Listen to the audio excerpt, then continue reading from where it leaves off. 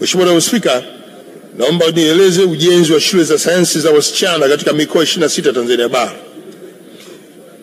Kama ambavyo mnakumbuka, wakati anaingia madarakani Mheshimiwa Rais alieleza azima yake ya kumsaidia mwanamke.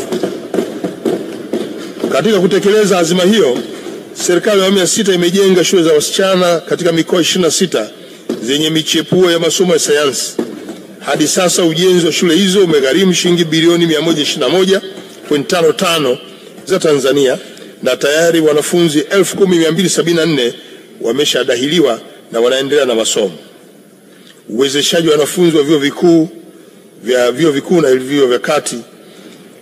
Mheshimiwa Naibu Spika, kwa upande mwingine, serikali ya awamu ya 6 imeanzisha programu ya ufadhili wa wanafunzi wa elimu ya juu inaitwa Samia Scholarship Program kwenye fani za sayansi, teknolojia, ubunifu.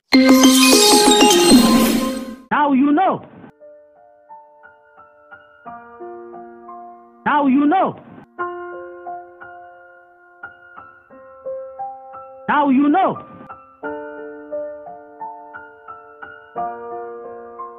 Now you know.